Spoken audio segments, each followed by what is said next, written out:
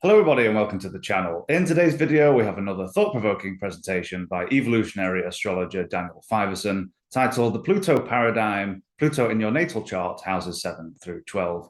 And lastly, if you wish to view our current class, workshop and webinar offerings, please visit keplercollege.org. And without further ado, let's get into the video. Welcome to part 3 of the Pluto Paradigm series, Pluto in Your Natal Chart, Houses 7 to 12. My name is Daniel Fiverson. I am an evolutionary astrologer trained and certified in the Jeffrey Wolf Green method of evolutionary astrology. I am an astrological intuitive and have studied and worked with astrology, tarot, and I Ching since the 1960s. You can read my forecasts, articles, and about my work on my website, evolutionaryastrologer.net. I strongly encourage you to watch the first video in this series if you have not seen it, The Pluto Paradigm, Metamorphosis Through Karmic Necessity, which lays out the primary principles and concepts of evolutionary astrology. In this astrological weather report, I will focus on the personal astrological weather present in the house where Pluto is in the natal chart. The first talk in this series, The Pluto Paradigm, Metamorphosis Through Karmic Necessity, details the principles and concepts of how Pluto works in your chart according to the JWG method of EA. In order to better understand your chart, you must first understand the Pluto paradigm in its entirety. In this session, I will discuss Pluto's placement through the houses 7 through 12. We know the whats of our lives, but do we know the whys? Who am I? Why am I here? What are my lessons? We might understand how the sun and moon in our natal charts express our personalities, and how the ascendant describes how we meet the world.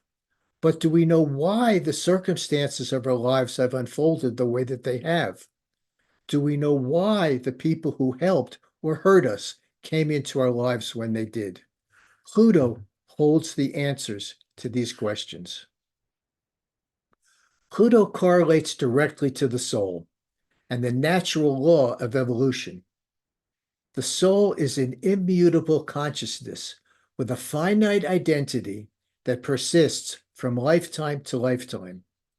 The soul, the higher self, your guardian angel, is the source of who and what we are. It is the part of us that exists outside of time and space. We are not human beings having a spiritual experience. We are human beings having a human experience. Each lifetime is the experience of our soul having that human experience. The soul manifests a human personality with subjective consciousness and unconsciousness lifetime after lifetime. It's been suggested that time is not linear. Instead, consider that it is simultaneous. Someone once asked God, "Why did you create time?" And he or she answered, "So that everything would not happen all at once." Pluto is the base note of our natal chart. It is the entry point to solve the astrological puzzle of the chart, not the sun, moon, or ascendant. Understanding the individual's life context must be gathered first to unravel the chart's archetypal patterns. Every chart has 3 axes. We know of 2 of them. The position of the planets represents time. The houses represent geographical space. However, there is a 3rd axis parallel to the other 2, which is the consciousness of the individual whose chart is being read, which reveals the evolutionary state and conditions determining how the archetypes are being expressed. It is because each archetype has a full spectrum of expression, from distortion to enlightenment. How are we going to know where this person falls along that spectrum? According to the Jeffrey Wolf Green method of EA, there are 3 primary evolutionary states: consensus, individuating, and spiritualizing. The evolution of consciousness is like a musical keyboard. We have both hands on the keys, playing lower, middle, and perhaps higher notes. Understanding the querent's place along this evolutionary spectrum is imperative to understanding the chart. We are all on the same path. We are just at different mile markers. To determine the mile marker of the querent, they must be questioned non-invasively at their comfort level about personal history and current life circumstances. Excuse me.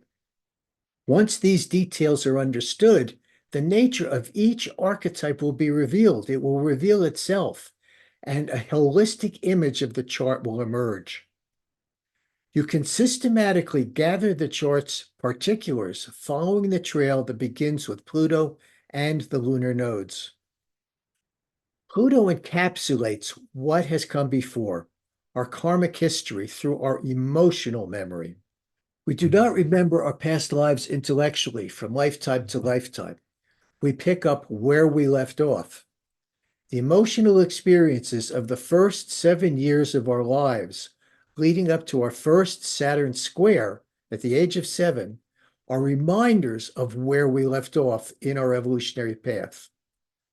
The soul has desires just like we do. Pluto correlates to the desires of the soul that have led to the current lifetime and desires that set its evolutionary needs in motion. Pluto is the evolutionary engine that is constantly moving us forward. Evolutionary intention propels us forward even when it seems like we are standing still. Pluto correlates to power. It was discovered in the 1930s when physics first began understanding the atom's power and atomic energy.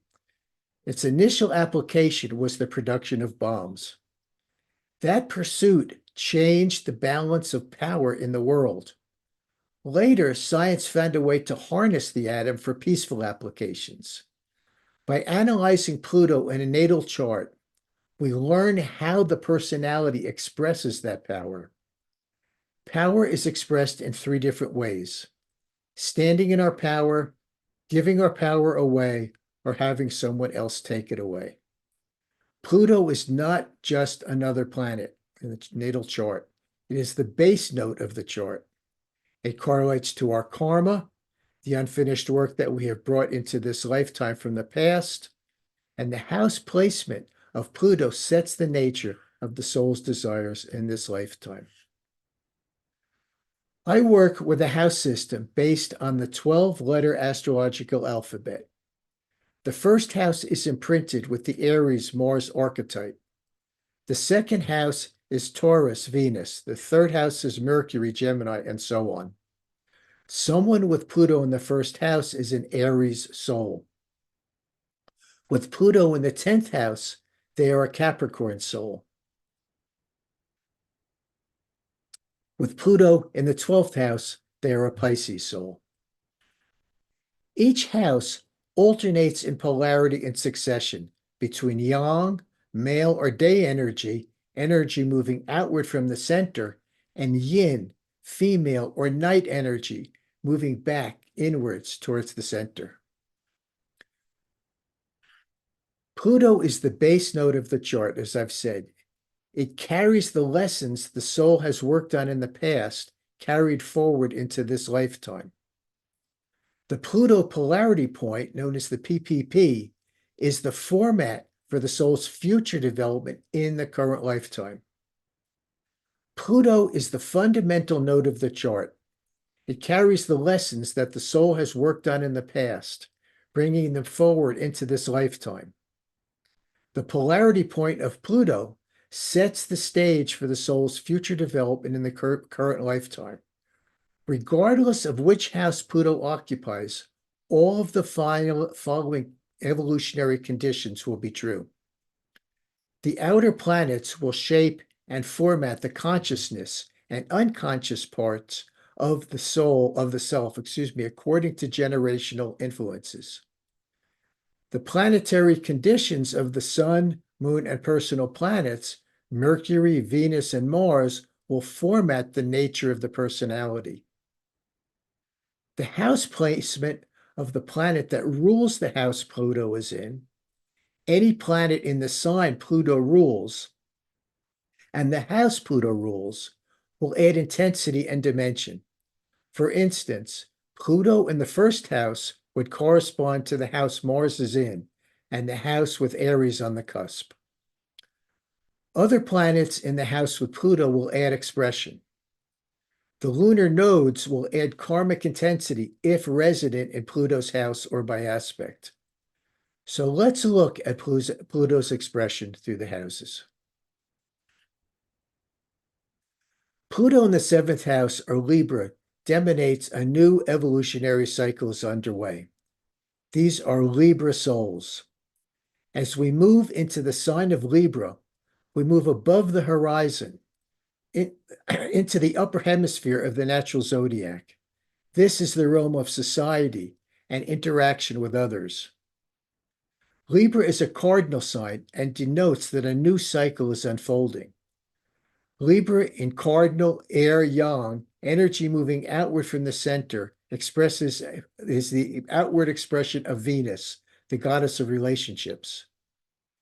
In Libra, Venus is concerned with our one-to-one relationships with others. Western astrology sometimes refers to the seventh house and Libra as the marriage house. It is not yet marriage. The seventh house is the dating game. Scorpio is the marriage because it involves the commitment and it involves sex and creating children, having children. In Libra in the seventh house, we initiate many different kinds of relationships with people of different variety to learn about ourselves. The glyph for Venus resembles a hand mirror. In the other, we see the reflection of ourselves. Libra needs to be in relationship to feel fulfilled and complete. They do not like being alone. The symbols of the scales begins with some codependency.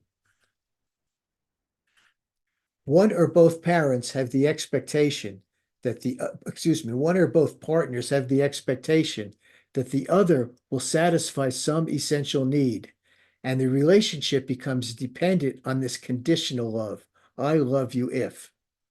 The cardinal quality of Libra will generate karmic necessities that occur as ruptures in the relationship.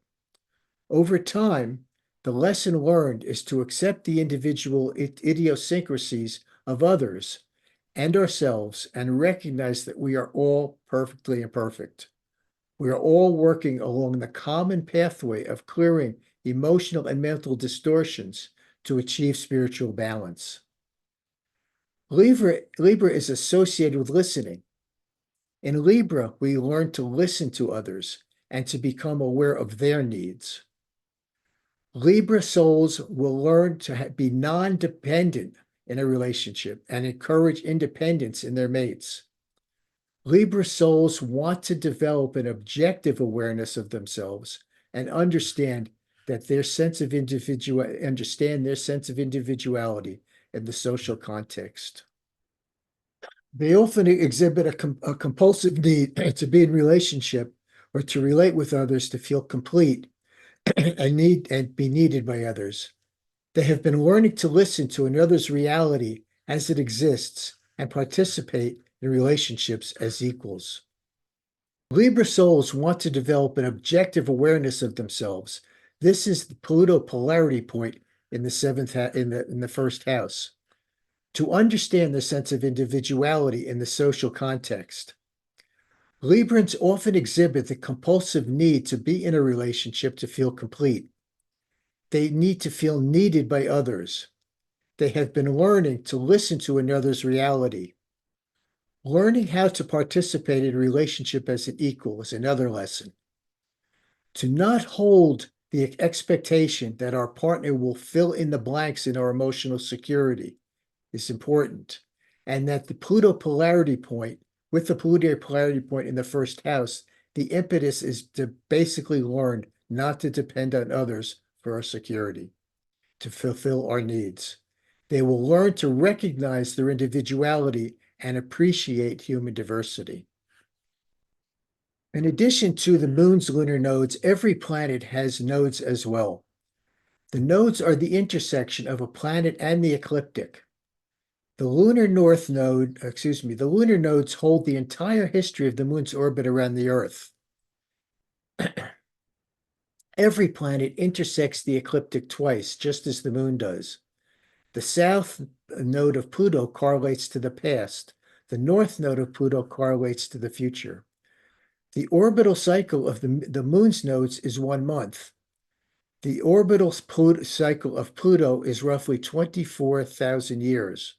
It remains in a single sign for about 2,000 years, which means that at any given time on the planet, everybody has the nodes of Pluto in the same signs, though in different houses. And it is the house that it's in is the significant placement. So let's look at a chart. This is Malcolm X, who was born on May 19th, 1926 in Omaha, Nebraska. Malcolm had Pluto and Cancer in the 7th house, relative to his moon at 29 degrees of Aries in his 4th house, and Mars, that's relative to Mars in Cancer in the 7th house conjunct Pluto. This indicates that he needed to understand his role and purpose as a Black man. His fierce posture and methodologies to promote equality for his Black, quote, family. He was quite militant in his stance.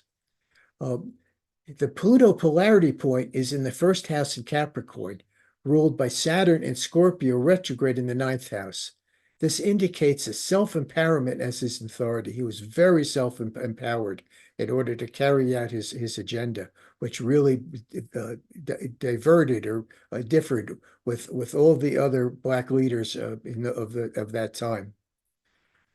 The north node of Pluto is in Cancer in the 7th house, and Pluto is also conjunct his north node of Pluto. So establishing racial equality was his future directive. It was embedded in who he was to be able to work towards racial equality. It was a program and a directive that he could not avoid, could not ignore. His south node of Pluto is conjunct Jupiter in Capricorn, retrograde, ruled by Saturn in Scorpio in his 10th house. And this is about learning to be his own authority again over many lifetimes. This wasn't the first time that he self-authorized himself. It was probably the first lifetime that we know of that he worked with Black power. But learning to stand in his own authority was something that had been part of his agenda many times, many lifetimes before this one. Uranus in Pisces in the 3rd house is conjunct Eris in Aries. Uranus being ruled by Neptune in Leo in the 8th house, and Aries being ruled by Mars in Cancer in the 7th house. And his moon in Aries in the 5th house is conjunct Pallas Athena, and at 0 degrees of Taurus in his 5th house. Again, ruled by Mars in Cancer in the 7th house, being disposited by the moon at 29 degrees of Aries in the 4th house, and then Venus in Gemini for Pallas Athena in the 5th house, disposited by Mercury and Taurus in the 5th house. What this all weaves together is his rogue individuality, his access to his higher mind, and his fully actualized self-reliance. So Pluto in the 8th house are Scorpio souls. The 8th house is the realm of Pluto and the yin water element sign of Scorpio. In the 8th house, relationships become mutual commitments. This is the difference with the 7th house. There's not necessarily a commitment. Here, a mutual commitment is made, and this is the house of marriage and sharing resources, creating a family, sharing finances. Doesn't happen in the dating game. In the eighth house, we face who we are and who we are not. We merge with the sources of power outside of ourselves to move beyond our limitations. In the eighth house, we connect with what is powerful to find inner strength in ourselves to become who we want to be and accomplish what we intend. Karmic necessities compel us to delve into our underworld, our subconscious, to recover the parts of us we've abandoned and buried there. We can go through cycles of emotional death and rebirth in the eighth house, growing our self-awareness and becoming more conscious, which moves us along our evolutionary trajectory. Spiritual bypass is one of the dynamics of the eighth house. This is the attempt to jump from the fourth house of self-recognition in Cancer to the 12th house of higher consciousness in Pisces, skipping over the process of reclaiming and reintegrating the abandoned parts of the psyche hidden away in the eighth house. We cannot skip over the parts of ourselves that make us uncomfortable. In order to realize the unconditional love for ourselves and others, like water, we must fill up every space we pass through. We each have a specific personality or a nature that is unique. Our personality is a composite of many dynamics that determine our nature. Each individual's expression in life, in reality, is their own unique way because of the specific orientation of their personality. Individuals with Pluto in the eighth house desire to transform their limitations by forming relationships with and merging with what they need outside themselves, what they encounter outside themselves to evolve beyond their limitations. Those born with displacement often exhibit an intensity and on all levels being very fixed and stubborn. They dislike superficial relationships. They can be vindictive when taken advantage of by others. They can express strong likes and dislikes. They move through cycles of emotional animation and withdrawal. They can be very secretive. They move beyond challenges and transform those with whom they are involved for better or for worse. Pluto's polarity point in the second house teaches us to become self-reliant, Taurus, to utilize the personal power we develop as a foundation to grow forward through life, not being dependent on others for our security or our well-being. The example that I've chosen for the eighth house is Adolf Hitler, who was born on April 20th, 1889 in Braunau, Austria. So Hitler had Pluto in Gemini in his eighth house that was ruled by Mercury and Aries in his sixth house, and Pluto conjunct Neptune at 0 degrees of Gemini in his eighth house, and the moon the moon in Capricorn in his third house in conjunct Pluto. He was driven by deep-seated insecurity and paranoia that generated ideas of racial inequality. He had a savior complex, which was driven by Uranus in Libra retrograde in his 12th house, semi-square to Pluto in Gemini. He felt betrayed by the governance of his country. The Pluto polarity point is at Sagittarius in his second house. And Jupiter in Capricorn is conjunct the moon. I don't think you can see it because of my little red line there. And the moon is conjunct Jupiter in Capricorn in the third house. So that's a repeat. I apologize. Forward directive in this lifetime was to establish himself again as an authority. This is another authority figure whose word was law. The south node of Pluto is in Capricorn in his third house, ruled by Saturn and Leo in his 10th. And the sun is the dispositor of Saturn at 0 degrees of Taurus in his 7th house. And then Venus is the dispositor of his sun also in Taurus at 7 in his 7th house retrograde. They had many previous lifetimes that have been spent working to the detriment or excuse me, to be the determinant. It wasn't a detriment, to be the determinant of the social order. Uranus in Libra in his 12th house is conjunct his ascendant. And Venus is ruled by Taurus retrograde in 7th. This generated erratic antisocial behavior caused by insecurity, 12th house, and fear of failure, all 12th house dynamics. So Pluto in the 9th house are Sagittarius souls. The 9th house embodies the archetype of Sag, ruled by Jupiter.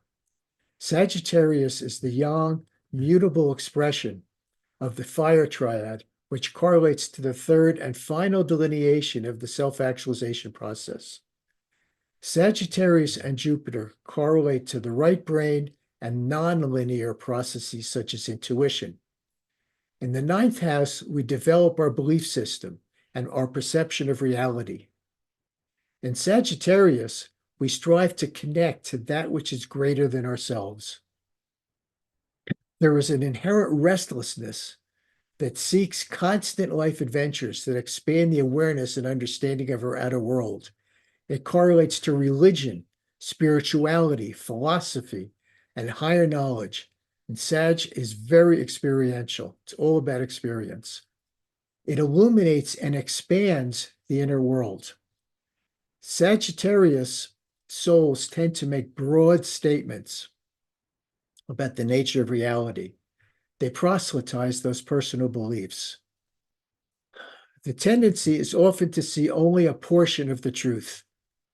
People with Pluto in the 9th house have the evolutionary need to understand life and themselves in a metaphysical, philosophical, or religious context. The archetype needs to explain its connection to the world around them. They feel that they have a special destiny, just like Leo. The 8th house hinted at this connection. The 9th house, the connection is known. Like other Aries and Leo fire souls, they are people who feel they do have a special destiny. Sagittarius souls often feel like a stranger in a strange land. They are often alienated from the culture they were born into. They can be extremely intuitive. They are conceptual thinkers. They can be very fixed in their beliefs, and they often need to convert others to their point of view. They value honesty, and they are not natural loners. They have the ability to laugh at themselves and to make others laugh at themselves as well, and they are natural storytellers. With the Pluto polarity point in the 3rd house, the intention for this life is that these people learn that their version of reality is relative and that the paths to truth are many. Confrontations with others will occur. Their security is linked to their beliefs. They can be quite resistant to other points of view. They can be argumentative. They can be argumentative as they attempt to convert others to their viewpoint by exposing the weaknesses in the other person's perspectives. Yet they are destined to draw to them people who are powerful or more powerful, who will point out the weaknesses in their perspective. The evolutionary intention is that the confrontations and challenges to these beliefs will challenge their sense of security and their beliefs in personal and not universal beliefs. So for the 9th house, I've chosen the chart of George Harrison, who was born in Liverpool, England, on February 24th, 1943. George had Pluto and Leo in his retrograde in his 9th house, and Pluto was conjunct his MC, as you can see it here, Pallas Athena. Pluto is conjunct his MC. With the Sun, the Sun is conjunct Pallas Athena and conjunct the lunar south node in Aquarius, which is the dispositor of his natal Pluto. His moon is in Scorpio, first house, squaring Pluto. His Mercury in Aquarius is opposite Pluto, and Eris in Aries is conjunct Venus in Pisces, trining Pluto. His self-actualization was driven by the desire to know and understand what is greater than himself. He was attuned to his higher knowledge as the product of many lifetimes and found an outlet to express his spiritual beliefs and values through his music, which is how he met the world. His Pluto polarity point was in the third house in Aquarius, ruled by Uranus at 0 degrees of Gemini in the 8th house conjunct Saturn. His sole directives were toward individuation, adopting progressive ideas and perspectives at the basis of his self-authority. And I would actually add to this that he was highly spiritualized. It was George who took the Beatles to India. His North Node in Pluto in his 9th house, Moon in Scorpio first, conjunct his ascendant in Libra 12th, with Jupiter retrograde conjunct the North Node of Pluto. He was deeply introspective, sought relationships with other spiritualizing souls to embody and practice higher knowledge and insights into life. And the South Node of Pluto was in Capricorn, 3rd house, conjunct Mars, Astrea, and Juno in Capricorn. And Saturn is the dispositor of that stellium in Gemini, conjunct 0 degrees of Aquarius in his 8th house. So he had many lifetimes, many previous lifetimes, again, spent working to be a determinant of the social order. Pluto and the 10th house are Capricorn souls. The 10th house belongs to the yin cardinal earth expression of Capricorn, ruled by Saturn. Capricorn correlates to the process of maturation and responsibility. It correlates to consensus agreements that we have to agree to live in society. And it is the desire for social status. Capricorn can be repression, suppression, and depression. Society tends to repress or suppress behavior and beliefs that do not resonate with consensus reality. Depression generates the reflection that causes us to become aware of what we need to change. The 10th house correlates to the consensus state of evolution.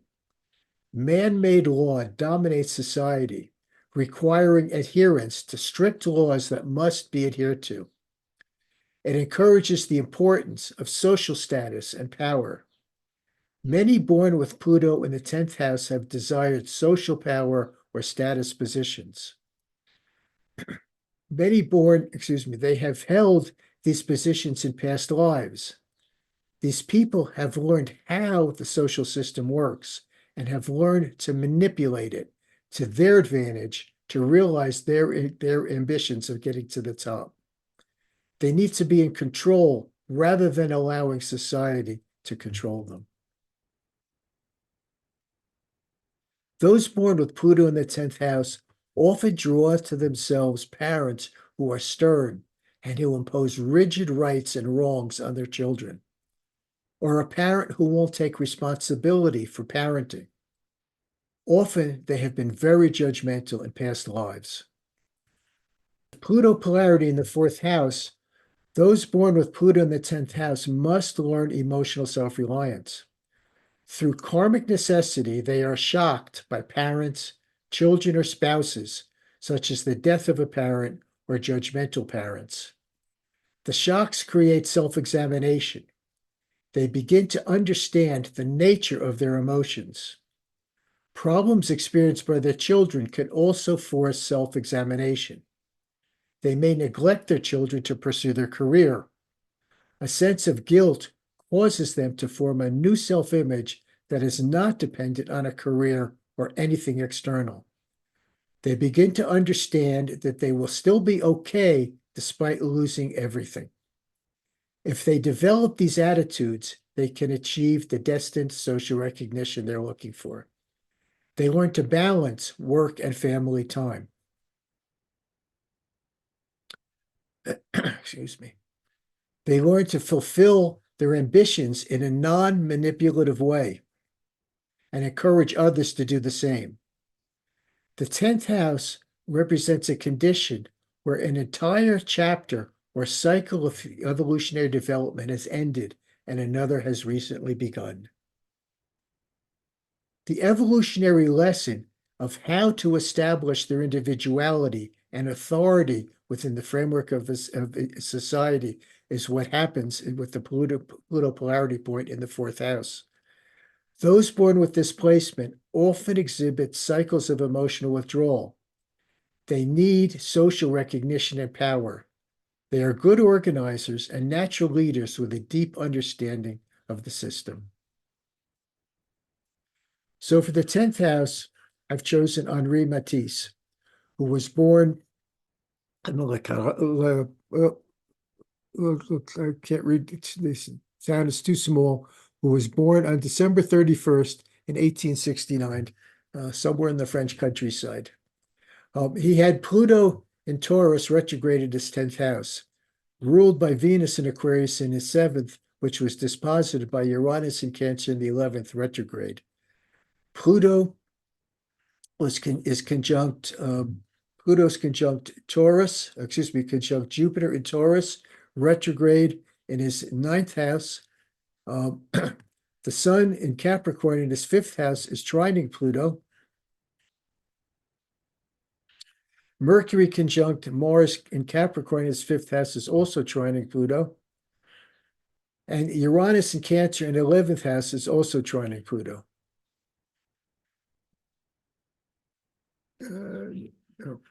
Over here. And Pluto was sextiling Eris. So he was highly creative with a passionate feel for nature expressed through new kinds of expression in his art. The Pluto polarity point is in Aquarius in his 3rd house. He developed a revolutionary new way of painting and using color. And he was a self-directed revolutionary artist, developed a strong artistic voice and self-authority. The North Node in Pluto is in Cancer, ruled by the Moon in Sag in his 5th house conjunct Saturn. And Uranus in Cancer in the 11th, the retrograde, is also conjunct his North Node in Pluto. There was a sole directive to understand and perceive nature, the world, and humanity from a new and perspective, artistic perspective. If that's not Uranus conjunct Pluto's North Node, I don't know what is. The South Node in Pluto is in Capricorn 5th. The South Node of Pluto in Capricorn is conjunct Mars, Mercury, and the Sun, the stellium here in Capricorn, all ruled by Saturn and Sag in his 5th house. He had lifetimes building the self-confidence to express his creativity through new art techniques that explore new dimensions of connecting to the natural world. So Pluto in the 11th house are Aquarius souls.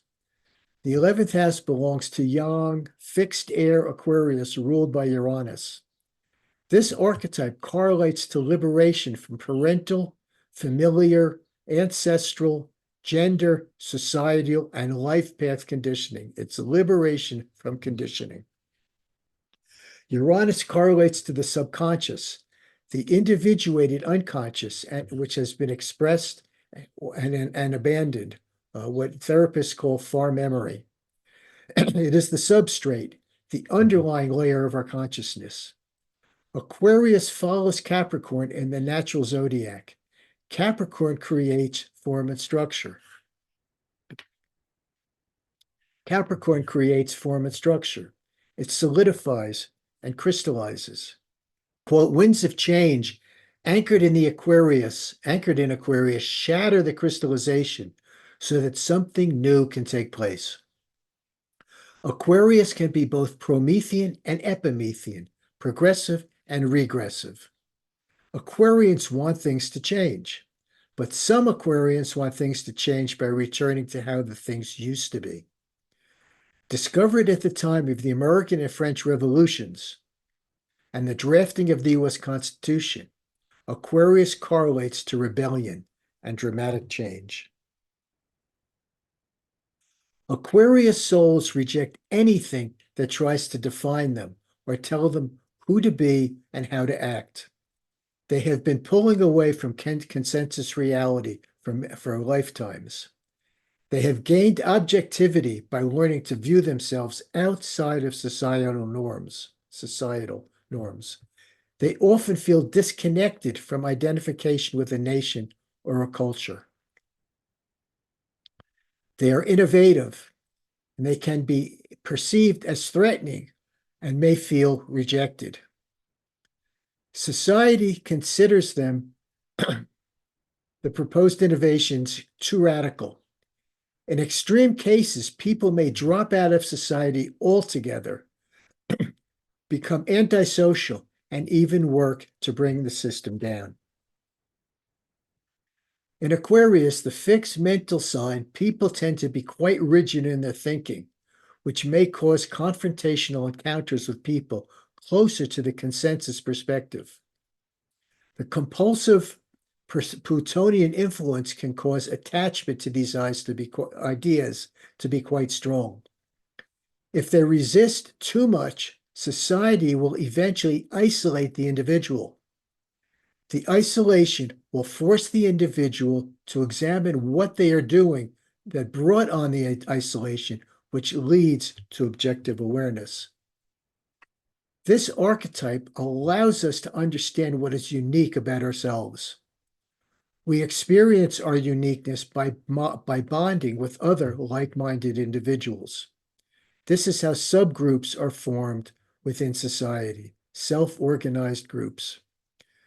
Change occurs when enough like-minded people bond together to force change within the outmoded structures of society. All Aquarian souls are born with a deep sense of being different. They need to link their individual purpose to a group or socialized purpose. These people can be natural leaders. Many instinctively understand group dynamics. And because they are innovative, they can be visionaries towards social progress. 11th house souls are learning how to break free from crystallized consensus, outmoded forms of self-identification. Aquarius souls exhibit behavior ranging from extremely antisocial to defending tradition. They have an inherent feeling of being different. They are innovative, unique, creative, and often loyal friends. They cycle through periods of detachment. Their focus is on themselves. They can often exhibit sudden and erratic behavior, and they are aloof, iconoclasts, highly individuated, and often hard to know. With Pluto in the Pluto polarity point in the 5th house, they tend to learn to take charge of their destinies. In this life, they are learning to put their ideas into action. Those rejected from consensus society must learn to develop their purpose and link it to a socially valuable need. They must learn that they are different and that it is okay. Through learning to self-actualize, they can become effective leaders. They can be instruments of change. They must learn to change that which needs to be changed impersonally. These people can all experience shocks through friendships. Having the rug pulled out from them enforces the need to take charge of their lives. Generally, they only have a few close friends at any given time. Common qualities which they will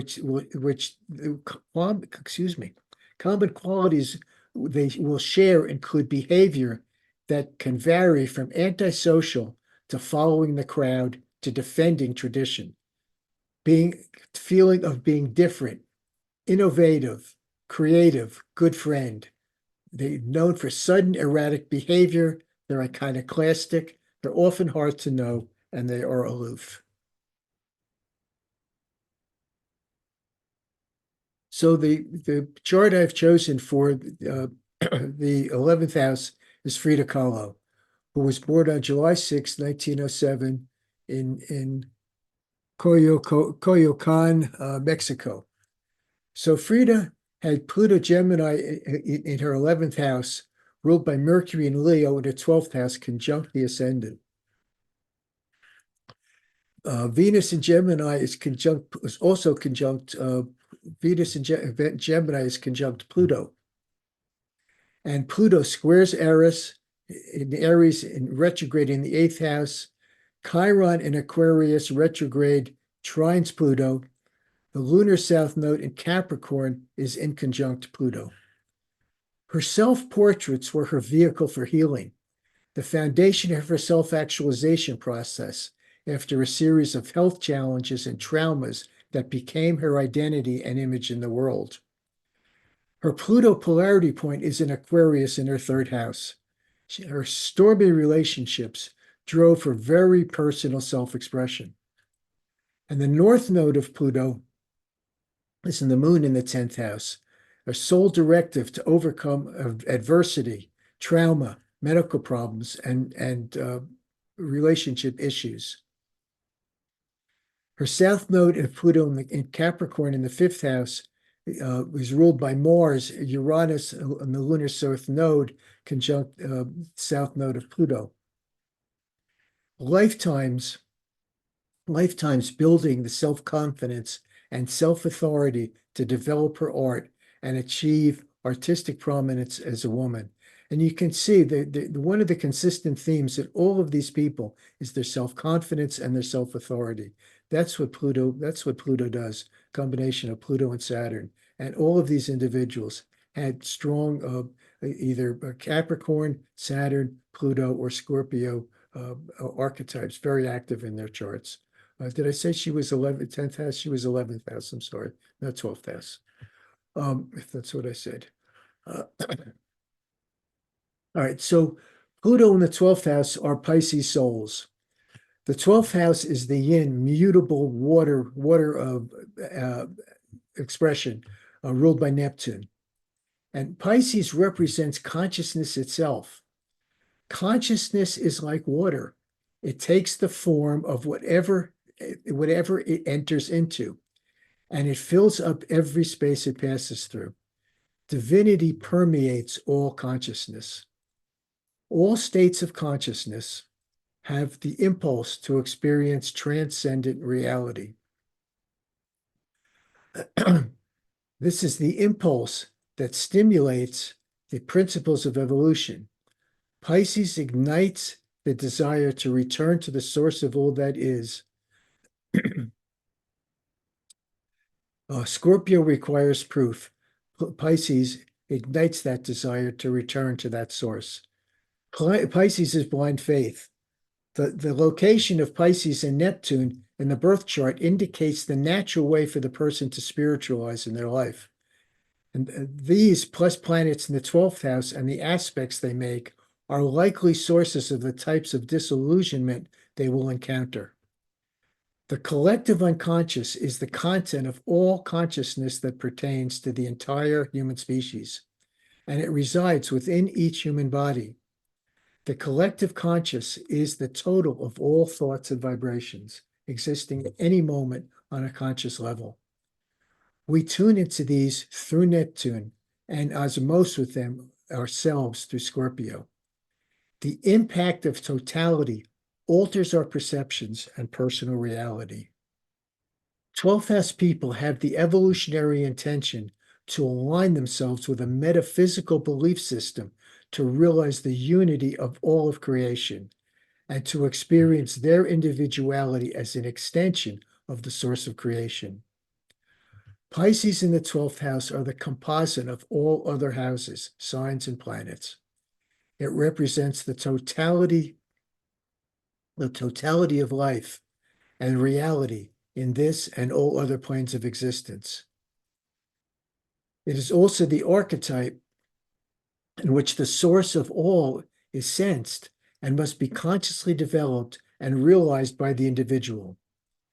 These people have an emphasized desire to dissolve all the barriers, anything that has prevented them returning to source. They come into life with a sense of standing on a precipice. Behind them is the known world, including the past. In front of them is the darkness of infinity. Standing on the precipice, they must decide what to do: go forward, go backward, or remain on the precipice, paralyzed from moving. Within this person, the essence of identifying with self as ego is being dissolved. Many will experience a metamorphosis where a new realization emerges from the soul. This appears to occur by itself, and this process teaches them that they are a connected part of the whole. Pisces souls are born with a deep sense of right and wrong, reflected in a sense of idealized conduct. Pisces souls judge themselves and others in relation to this idealized sense. They judge negatively, they judge negatively when human behavior does not live up to their ideal. Many have drawn lifetimes of persecution down upon themselves to atone for what they feel they have not done correctly. Some are born with a sense of victimization or martyrdom. Some will avoid reality through drugs, alcohol, or other avoiding activities. 12th house people need to learn what judgment means and how to exercise proper judgment. The lesson is that ultimately judgment will be based on intention, not outcome. They must learn to look at their own and other intentions. Pisces souls must learn to analyze themselves. The lesson is that ultimately judgment is based on intention, and they must learn to look at their own and others' intentions and judge accordingly. Many psychics, channels, and mediums have this placement. They have allowed the old egocentric limitations to be dissolved. They are reborn as channels through which the source operates. What they do, or what they are asked, they do what they are asked or intend to do. Pisces souls have had the evolutionary intent to align themselves with source, with any transcendent belief system. And they strive to see or experience their individuality as an extension of the source of creation. In doing so, they can spiritualize all aspects of their lives. It is the composite of all other houses, signs, and planets, and it emphasizes the direct desire to dissolve all barriers preventing the merging of their power with the cosmic whole. Pisces souls desire and need to seek and realize values, beliefs, or knowledge that transcend time and space. They're intensely private, sensitive, taking things to heart. They often harbor deep and unresolved fears and can have powerful dreams and are naturally psychic. With Pluto polarity point in the 6th house, these souls must develop specific techniques to learn to analyze themselves. Through this process of self-examination, they will learn how and why they are the way they are and how and why they work the way they do. Because they need to connect to a transcendental belief system, they must develop their natural meditative state through specific techniques that bring a sharper focus to their connection, their living connection to source. They must commit themselves to a form of work that is practical and useful to others. They must be involved in human service. They cannot be isolated in self-centered pursuits. This relates to the Eastern concept of karma yoga, serving God through right work. In addition to benefiting others, the work itself becomes a path towards self-realization.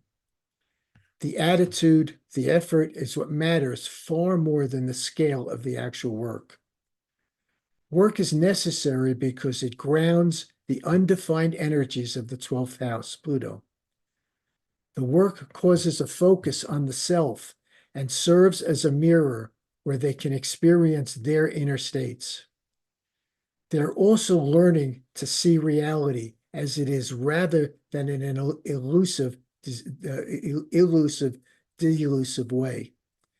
They are typically must experience deep cycles of crisis. These crises force them to deal with what is. Many have unconscious compulsion to create a crisis. They're often unaware of this pattern and cannot understand why the crisis keeps occurring. The intent here is to learn humility. These interpretations are aimed at a general audience, and as such, you cannot fully express the detailed nature of Pluto in your chart. If this talk resonated with you, I strongly encourage you to contact me to learn how Pluto is working personally for you based on your life experiences. So my 12th house example is Susan B. Anthony, who could easily be said is probably the mother of feminism and equality, feminist equality in the world. She was born on February 15th, 1820 in Adams, Massachusetts. Her Pluto's in Pisces, partile conjunct Venus and Chiron, the moon and Saturn in the 12th house, which is ruled by Neptune at 0 degrees of Capricorn. And again, a theme that we're seeing a lot here are rulerships at 0 degrees of a sign, the deepest intensity of saturation of that particular archetype. So Neptune was at 0 degrees of Capricorn in the 10th house, which again is a double archetype because Capricorn rules the 10th house, conjunct Uranus and Sag in the 9th house. And that also is a double archetype of Sagittarius in the 9th house. Uranus and Sag in the 9th is squaring Pluto, and the lunar south node in Libra, stationed retrograde, is opposite Pluto. What this implies is a self-empowered, again, there's that self-empowered word, to advance and build a new foundation for the status of women, highly individuated for her time in history, and previous lifetimes working towards equality for women's rights bringing that work into this lifetime. The Pluto polarity point is in Cancer in her 5th house. And the north node of Pluto is also in Cancer in her 4th house, ruled by the moon in Pisces, the 12th house, conjunct Pluto, Venus, Chiron, and Astrea. Astrea is about injustice. Mars, Cancer at retrograde, conjunct the north node in Pluto. She saw in herself the need and responsibility to be a feminist savior for women's rights. So we had a couple of saviors here, one way or another. That are shown in these charts of these very powerful individuals. And the south node in Pluto, Capricorn 10th, one of the most prominent women in the society of her time. And just note here and give credit to Jeffrey Green that portions of this material have been paraphrased from his Pluto Volume 1, which I encourage you to read if you'd like to understand evolutionary astrology from a deeper perspective, even than what I have presented here, and from the Jeffrey Wolf School of Evolutionary Astrology courseware, which I have studied in order to become certified.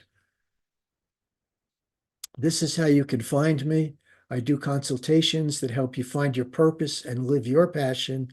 I publish frequent astrological weather reports on Facebook, on my website for Kepler, different places along the net.